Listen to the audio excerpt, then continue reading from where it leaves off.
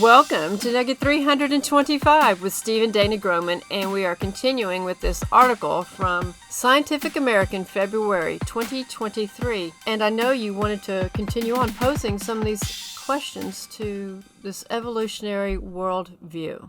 Yes, and I want to reiterate, what if life is not what they say it is? Because they don't know. They think it's a natural, out-of-nothing chemical process, but God said He spoke. What if life is not what they say it is? What if the heavens out there and everything out there in space is not what they say it is? And we need to remember they're trying to find life as we know it, but now this article is saying finding life as we don't know it. Back to the article, and this was one of the paragraphs that caught my attention, just because why do they bring this stuff up? Labs research is a combination of field work, lab projects, and computation. One project is a planned visit to Canada's Kidd Creek mine, which drops nearly 10,000 feet into the ground. Now, according to math, and if a mile is 5280, this is less than 2 miles down. And we've talked about before how they're not going very deep into the earth. Well, yeah, less than 8 miles. Is the deepest hole. Anyway, back to this one. So this one, they're 10,000 feet is less than 2 miles. It's open pit, looks like a quarry reaching toward the seventh circle of hell. Interesting phrase. Interesting, isn't it? That going down is hell. Yeah, look what it says. At those depths, around 2.7 billion years ago, an ocean floor brewed with volcanic activity. There's no way to know that. Well, we know it probably did, but it was around the time of Noah's flood.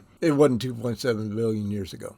No, it wasn't. It was around 4,000 years ago. No. What if extraterrestrial life didn't have DNA or RNA or other nucleic acids? What if their cells got instructions in some other biochemical way? So they're just questioning themselves. Correct. Well, they should. They should. Because what they have been believing doesn't make sense to many of these people. Right. Scientists have gone from thinking if you see oxygen on a planet, slam dunk, to thinking there are no slam dunks. No, this is something that you've just gone to and gone through ad nauseum, where they're changing their mind all the time, because the problem is they're starting with the wrong worldview and the wrong premise. And as this article ends, as the group is working to find different ways to find out different things and determine what ETs may be formed of, we read, even if these approaches collectively find something, it's unlikely to provide a definitive answer to the question, are we alone? It will probably yield a maybe, at least for a while. That grayness may disappoint those who'd like aliens discovered headlines. Instead of aliens discovered, check back in 10 years. I think they've been having us check back in 10 years every decade, right? They have been. But let me say something here, too, because it is so true that they change their mind all the time. Sometimes people will say that's what science is all about, doing testing and finding new explanations and ever growing and all that. And that's true, except the problem is many of the textbooks, well, all the textbooks in the past, then were not right, because now the new textbooks are printed differently than the older textbooks. So the problem is they can't teach this stuff as though it's a fact when all it is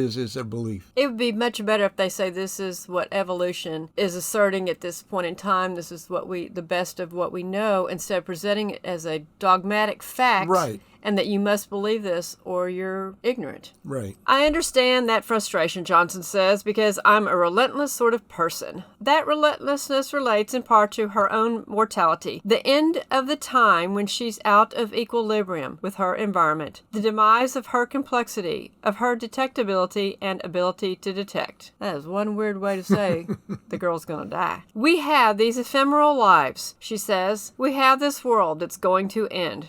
We have this star that's going to die. And again, we've talked about how the sun, they teach the star, but the Bible teaches that God made the sun, moon, and stars also. Right, so our sun can't be a star. We have this incredible moment. Here we are, alive and sentient beings on this planet, all because at some point life started. Yes, and we have that right here. In the beginning, God created the heaven and the earth. Genesis 1:1. That may have happened tens or hundreds or thousands or millions or billions of other times on other planets. Really? Or maybe it has only happened here. We see in Isaiah 45:18, "For thus saith the Lord that created the heavens, God himself that formed the earth and made it. He hath established it. He created it not in vain. He formed it to be inhabited. I am the Lord, and there is none else." It just feels, Johnson says, like an extraordinary thing that I want to know about the universe before I die. I know what she could learn about the universe. There's a God who made this place. Absolutely. Well, it seems like she's a curious kind of gal. I hope that somebody can reach her and talk to her and give her the answers to these questions. You might have neighbors or coworkers that are in the same position as Sarah is, and you have the opportunity to talk to them about the truth of the Creator. Aren't we glad somebody did for us?